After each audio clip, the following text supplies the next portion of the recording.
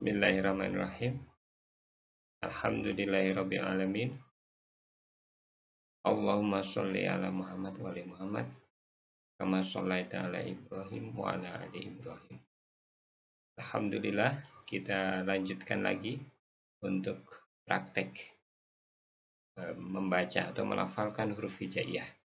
Setelah lama kita belajar teori mengenai makhraj dan sifat huruf, maka sekarang tibalah saatnya pada kita akan mempraktekkan huruf per huruf sesuai makhraj dan sifat-sifat huruf tersebut.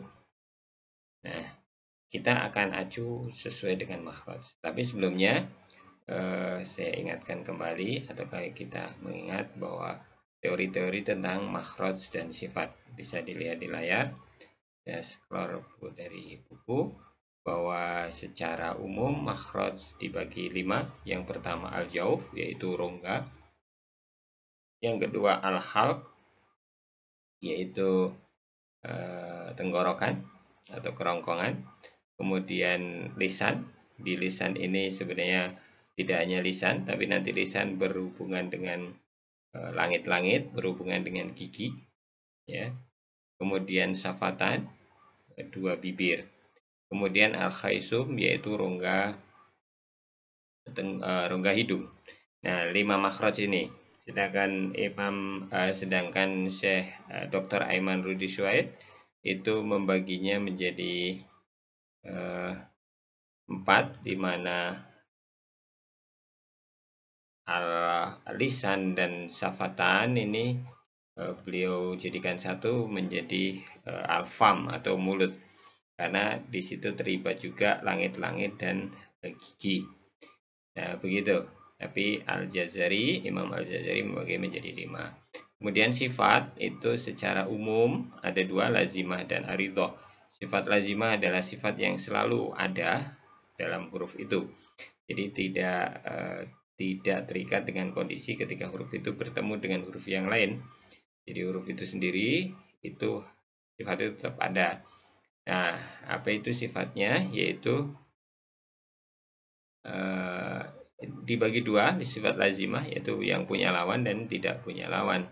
Yang punya lawan itu ada 5 kali, karena masing-masing 2, jadi 5 kali 2, ditambah yang satu itu ada di antara keduanya, tengah-tengah. Sedangkan yang nggak punya lawan itu ada 1, 2, 3, 4, 5, 6, 7, ada 7. Ya. Nah, sifat aridhah itu sifat ketika huruf itu berada di kata atau di kalimat. Itu akan disebut sifat aridhah. Nah,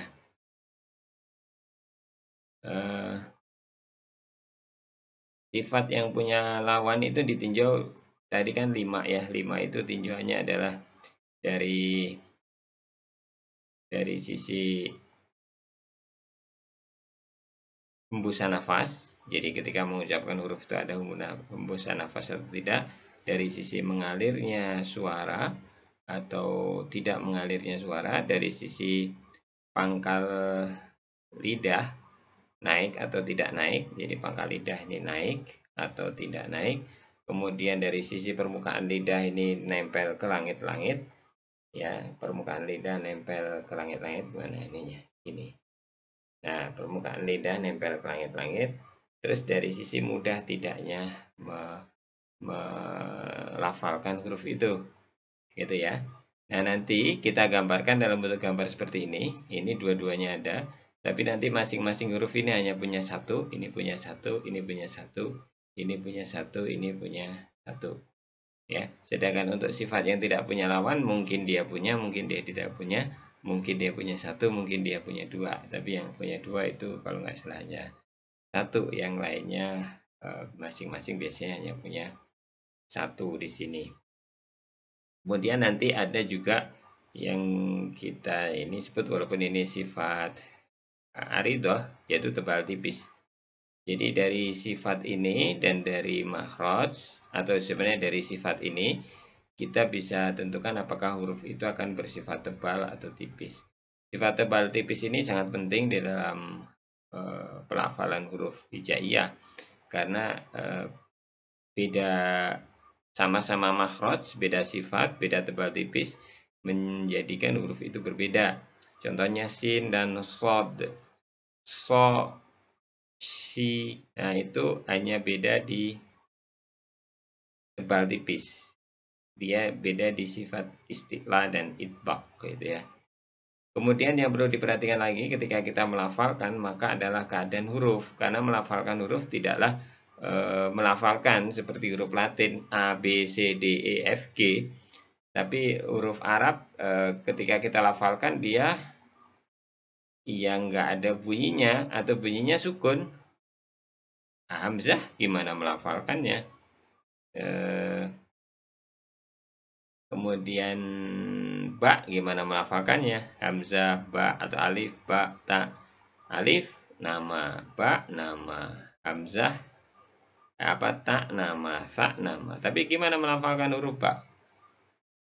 Nah, makanya kita harus perhatikan bahwa huruf itu nanti ada dalam keadaan sukun dan dalam keadaan berharokat. Ketika kita ba kita kasih harokat a, ba kita kasih harokat i, bi, ba kita kasih harokat u, bu, ba, bi, bu. Alif, alif itu pada hakikatnya adalah hamzah. A, i, u, a, i, u. Ya itu kasih harokat. Tapi ketika mati, hamzah itu mati. Ba, bi, bu. Nah itu hamzah mati. Jadi kalau alif nggak ada alif mati ya. Nah makanya nanti pertama kita latihan adalah latihan al-jauf. Al-jauf adalah huruf yang keluar dari rongga. Dan ini sebenarnya adalah sama dengan pelatihan kita melafalkan harokat. Jadi kita ingat lagunya al-jauf yang keluar mad. Hurufnya alif setelah fathah, ya sukun setelah kasroh, wawu sukun setelah dhamma, fathah berdiri, kasroh berdiri, dhammah terbalik di ayun 2 harokat. Jadi al-jauf itu huruf mad, panjangnya 2 dan sebenarnya dia adalah pelafalan harokat. Itu pelafalan harokat. Pada intinya ketika huruf diharokat maka dia menjauh dari makhrajnya. Dan huruf ketika disukun maka dia menuju makhrajnya atau mendekati makhrajnya. Jadi biasanya awalnya harokat kemudian jadi sukun maka dia yang darinya agak jauh maka dia menuju makhraj. Tapi kalau yang kita mau mengharokatkan berarti dalam kondisi dia harus berada di makhraj dulu, kemudian kita jauhkan dari makhraj. Jadi apa artinya? Huruf berharokat adalah menjauh dari makhrajnya. Huruf sukun adalah mendekat ke makhrajnya. Itu penting. Jadi ketika kita mau melafalkan huruf dengan harokat, maka kita berangkat dari huruf itu. Karena dia menjauh dari makhraj, berarti dari makhraj huruf itu. Ketika kita mau mensukunkan, berarti kita menuju makhraj huruf itu. Jadi awalnya kan ketika kita melafalkan misalnya ba, terus setelah itu kita kasih ba sukun, bab.